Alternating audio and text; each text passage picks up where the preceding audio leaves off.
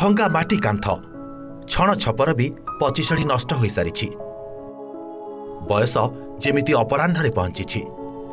ठीक सेमिति ए घरर भी आयुष शेष अवस्था ए वृद्धा मां को आखि को भल भाव देखा जाउनी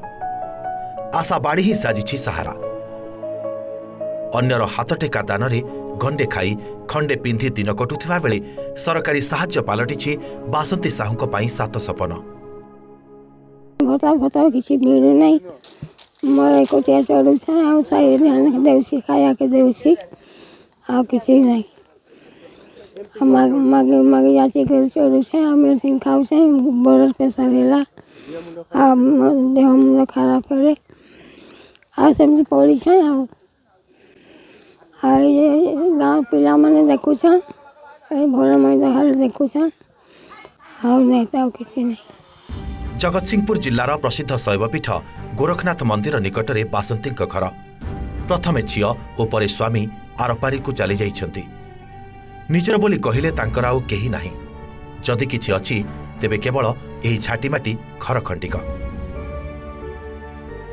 आधार कार्ड नथिबारु समस्त सरकारी सुविधारु वंचित अछंती बासंती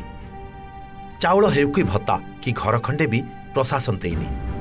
एने सरकारी बाबूंको अनेक थर गुहारी करथिले भी किछि सुफल मिली पारि नाही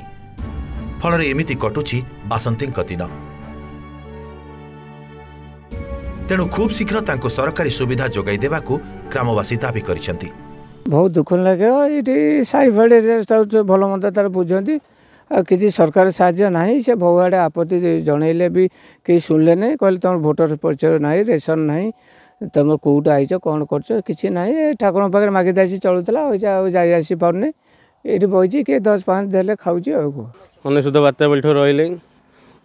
स्वामी 10 वर्ष है चलीगले आउ सी बहुत हैरान हो सरकार सहायता भी सेमती किसी मिलूनी आ सरकार सहायता मिलले से आउ भल हाँ आम गाँ जाचे मागि जाचिकी चलुँच घर फर भांगी भुंगी गला पाल फाल पकई मागि जाचिकी छुआ साहाय्य कर लोक एही रास्ता दे अनेक प्रशासनिक अधिकारी और नेता गोरखनाथ मंदिर जाउछंती हेले कहा नजर पड़ेनी बासंती एही घर आउ केते दिन प्रशासन एमती अणदेखा करिबो ताहा देखिबाकू बाकी रहिला। जगतसिंहपुर मानस कानूनगो रिपोर्ट ओटीवी।